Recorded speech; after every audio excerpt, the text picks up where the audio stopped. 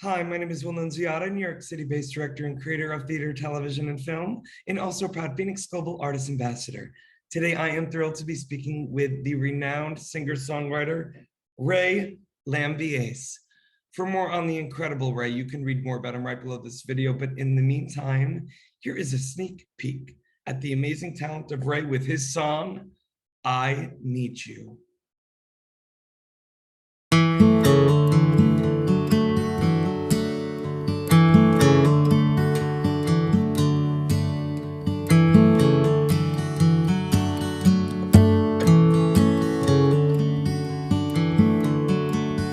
There's a bird high in the tree that sings the harmony to a song that only you can hear,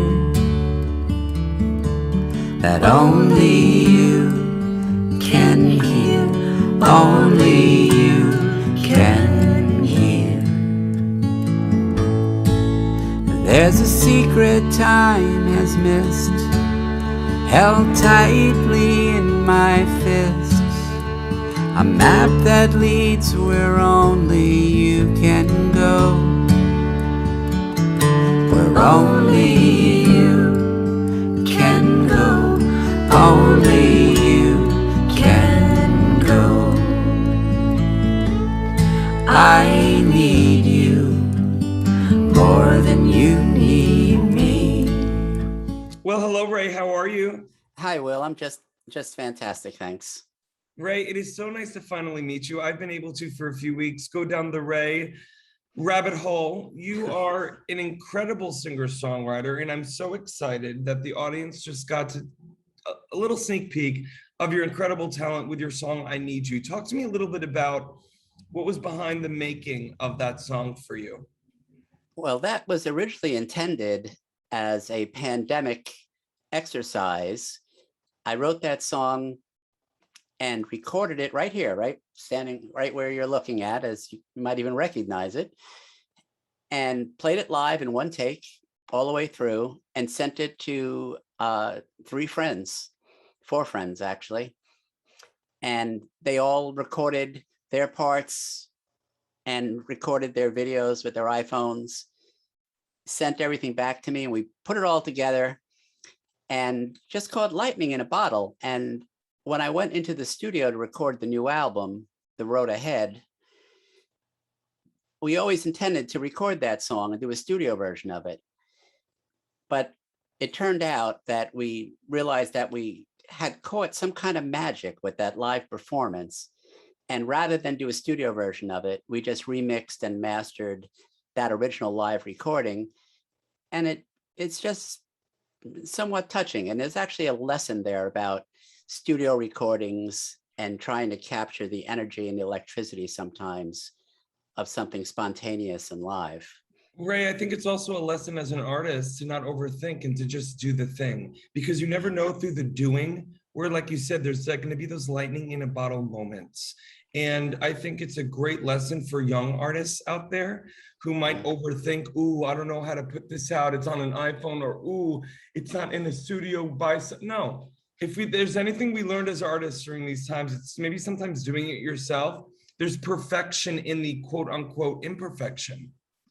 Well, I think of all the classic songs that are timeless from the early 60s, all the Smokey Robinson songs that were recorded on equipment, that would be primitive by today's standards. And these songs will live forever because they're just great emotion and genuine, songwriting involved and classic Absolutely. recordings. Ray, I want to know, where did you grow up and when did you realize that you had a singing voice, a great singing voice? Well, I don't know. I grew up on Long Island, and I always trace my songwriting beginnings to my early childhood when my mother, when I was just a little kid, like 4 or 5 even, had bought me Robert Louis Stevenson's A Child's Garden of Verses. And anyone who has kids knows that kids want to hear the same book over and over again. Doesn't matter if you have a wall full of books.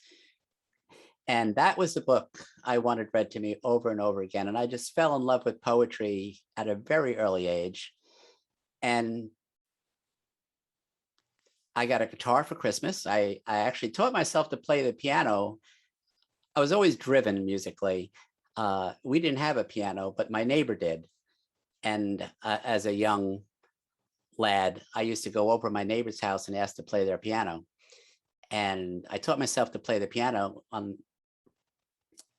next door. And then I got a guitar at Christmas. And next thing you know, I was putting together at a very young age. By the time I was 17, I was writing songs. Well, it looked like a perfect amalgamation. I mean, there you are. You got the singing voice, you got the piano, you got the guitar, you got poetry. And I love hearing from especially singers who are first maybe singers or doing some sort of instrument that is a songwriter, that attachment to poetry early on. You are a poet. I mean, people can just literally look at, the lyric of I Need You and see it. I'm curious to know where the poetry and the love of that specifically comes from for you. Well, I fell in love with words and from the early on, but I was also again, I guess I owe a lot to my mother because she worked in the public library, and a lot of times I would have to go to the public library as a young person. So I always read very, very much, and fell in love with reading. And at one point I was an English major at Stony Brook. And I even have what I call the only folk song ever based on a poem by Thomas Hardy. The title cut of my first CD is called Time Leaves Things Behind. And it was inspired by a poem by Thomas Hardy, who's better known for the feel-good summer hits, Jude the Obscure and Tess of the D'Urbervilles and all those tragic Victorian novels. But he also is a poet. And not a lot of singer-songwriters are inspired by his poetry, but I happen to be one of them. I love it, Ray. Well, listen, this has been a tough time for all artists and humans alike. I'm curious to know what you're most optimistic about as we slowly but surely get out of this mess. Well, I'm a big believer in general that there's more light in the world than darkness, and there's more good than evil. And I'm just hoping people keep some sense of community as we move forward, a better understanding of what they missed when we were apart, and the importance of each other in each other's lives. Amen. Amen. If we've learned anything, maybe we've learned that we're all in this together. Absolutely, Ray. Well, listen, I have one more question for you. If after this time, especially, you could speak to little Ray, growing up on Long Island, teaching himself piano, reading poetry, what would you say to him? Well, I might say to him, take piano lessons and learn how to read music. You'd be a better piano player. I guess I would tell him what I've learned from songwriting, 40, 50 years later, is that the only important thing is being true. The hardest songs to write are the simplest, most honest songs. And I always say that, to me, writing a song is like a dressmaker's dummy. You're building a shell for someone to hang their own personal fabric over. And I guess I wish I knew when I was young some of these core facts about songwriting that I've learned over the years. You know it now, and you're thriving, my friend. I mean, you don't need me to tell you that. I am so excited to have met you, and I want to let our audience know, for more on the incredible Ray, you can read more about him right below this video. Ray, thank you so much for your time today.